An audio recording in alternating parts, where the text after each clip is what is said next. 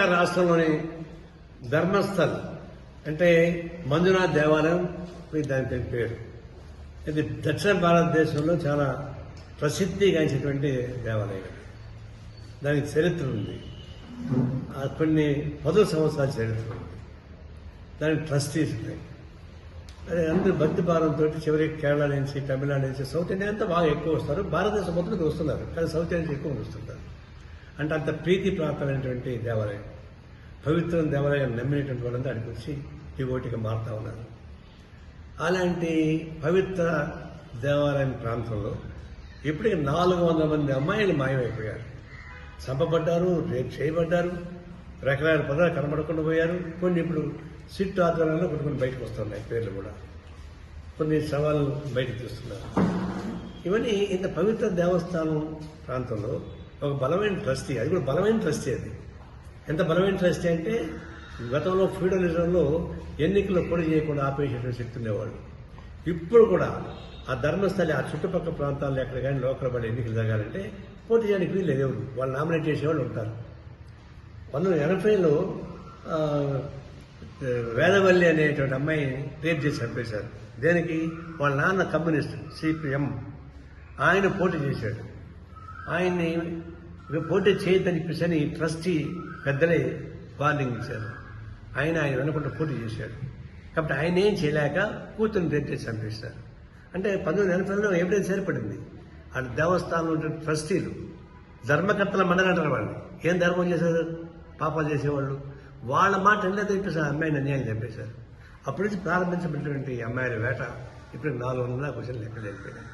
ఇవన్నీ చివరికి ఒక స్కావెంజర్, మున్సిపాలిటీలో పనిచేసేటువంటి స్కావెంజర్ ఇవి ఘోరాలు చూడలేకుండా ఆయన కూడా సవాళ్ళు కాల్చినవాడే, భయపడి పారిపోయాడు. అని ఇప్పుడు ఒక మహిళ వచ్చినటువంటి నేపథ్యంలో ప్రెస్కి వచ్చిన తర్వాత అప్పుడు ధైర్యం వచ్చి ఆయన వచ్చి చెప్పాడు వాస్తవాలు. నేనే శవాలను కలిసినాను, నేను భయపడి వెళ్ళిపోయిన మాట వాస్తవంగా చెప్పేసి స్పష్టంగా చెప్పాడు. దాంతో గగ్గోలైనటువంటి ప్రాంతం చివరికి కాంగ్రెస్ గవర్నమెంట్ కాబట్టి సిట్ వేసింది. అదే బీజేపీ గవర్నమెంట్ ఉంటే, యడియూరప్ప గవర్నమెంట్ ఉంటే సిట్ వేసేవాడు కాదు. ఎందుకంటే యడియూరప్ప గవర్నమెంట్ ఆ టైంలోనే ఎక్కువ మంది చనిపోయినారు లెక్కలు తీస్తే. కాబట్టి ఇది బీజేపీ తెలుసో తెలియక మొత్తానికి వాళ్ళ సపోర్ట్ వాడుకున్న అర్థమైంది. ఇప్పుడు ఆ ట్రస్టీలో ఉండేవాళ్ళు కూడా బీజేపీలో స్ట్రాంగ్ సపోర్టర్స్. వాళ్ళే ఇప్పుడు బీజేపీ ప్రెసిడెంట్ ఆఫ్ ఇండియా నుంచి నామినేట్ చేయబడిన వాళ్ళు ఉన్నారు. అంత బలమైనటువంటి ట్రస్టీ ఉంది. ఇంత ఘోరం జరుగుతూ ఉంటే ఎట్లా దీన్ని ఓర్చుకున్నారు? తెలిసి చేశారా, తెలియకుండా చేశారా? తెలియకుండా నాకు అవకాశం లేదు, ఓటంటే తెలియకుండా పోవచ్చు. ఇవన్నీ చూస్తున్నప్పుడు ఇది ఘోరమైన తప్పిదం. మహిళలను రక్షించేటువంటి పరిస్థితి నుంచి మహిళల్ని భక్షించే స్థాయికి బీజేపీ గవర్నమెంట్ చేరిపోయింది. ఇప్పుడు వాళ్ళని సపోర్ట్ చేస్తున్నారు. ఇప్పుడు బయటకు వచ్చిన తర్వాత ఇప్పుడు సిట్ వేసింది. సరే కాంగ్రెస్ గవర్నమెంట్ కాబట్టి సిట్ వేసిన గురించి ఆలోచిస్తున్నాం. ఒకవేళ సిట్ ఫెయిల్ అయితే మేము జ్యుడిషియల్కి డిమాండ్ చేయాల్సి వస్తుంది. ఎప్పుడైతే చూద్దాం ఏం జరుగుతుందో. పొద్దున కూడా సిట్ దాని ద్వారా 3 ప్రాంతాలు తొగితే మొత్తం ఎన్నికలు ఆయన వాళ్ళు బయటపడ్డాయి.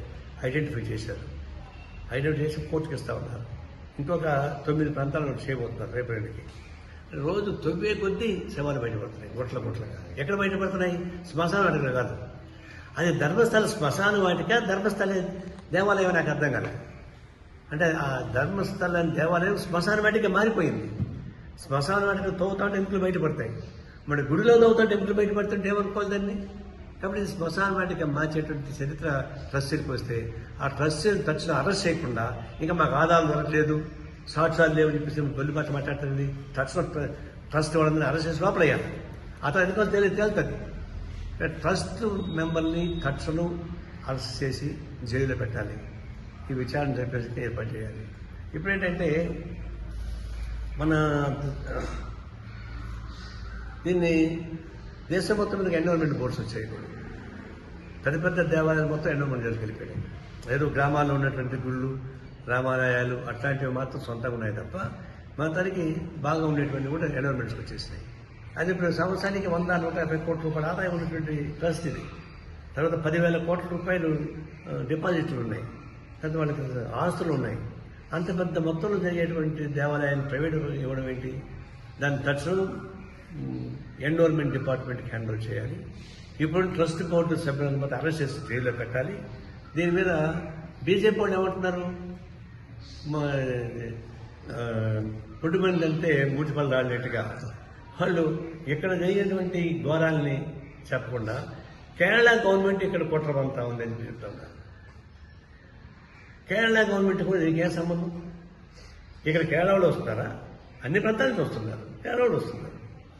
మీరు చేసిన తప్పుల్ని కప్పించుకోవడానికి కేరళ ప్రభుత్వం మీద చెప్పాలంటే మీరు కమ్యూనిస్ట్ వ్యతిరేక చూపడం కూడా కాదు. దీన్ని బట్టి అర్థమవుతుంది బీజేపీ కూడా గిల్టీగా ఉంది. బీజేపీ కూడా ఆత్మరక్షణలో పడిపోయింది. దాన్ని సమర్థించుకోవడానికి కమ్యూనిస్ట్ మీద బలవేస్తున్నారు. కాబట్టి ఇక్కడ బీజేపీ కూడా ఒక ముద్దాయిగానే నిరూపించబడిపోయింది వాళ్ళ స్టేట్మెంట్ ద్వారా. యడియూరప్ప పరిపాలన సమయం మొత్తం తిరగలేస్తే మొత్తం బయటపడుతుంది. ఇది ఒక విధంగా చెప్పాలంటే సనాతన ధర్మాన్ని పాటించే వాళ్ళు ఇదే చేస్తారు. సనాతన ధర్మంలో ఏముంది? మహిళల్ని కించపరిచే పద్ధతుల్లో, భర్తలు చనిపోతే భార్యను కాల్చేసేటువంటి పద్ధతిలో సనాతన ధర్మం ఉంది. ఇప్పుడు సనాతన ధర్మాన్ని ఇక్కడ అమలు పరుస్తున్నారు ఈ ధర్మస్థానంలో. దాన్ని బట్టి అర్థమవుతుంది. బీజేపీ బండారం కూడా బయటపడింది. దేశం మొత్తం ఏం చెప్పుకున్నా బీజేపీ కేంద్రం వచ్చిన తర్వాత అనేక అసలు బయటపడతా ఉన్నాయి. అది మనం ఆడుకుందాం. తక్షణం ధర్మస్థలంలో జరిగిన ఘోరాలకి పులుస్తా పెట్టాలంటే ఎంక్వైరీ జరిగేటువంటి రానియండి. తక్షణం వాళ్ళు బయట ఉండకూడదు. ట్రస్ట్ పద్ధతులు మెంబర్లు బయట ఉండి మన సాక్ష్యాలని తారుమారు చేస్తారు. వాళ్ళు తక్షణం జైల్లో పెట్టండి. ఎండోర్మెంట్ స్వాధీనం చేసుకుని కోరుతా ఉన్నాం.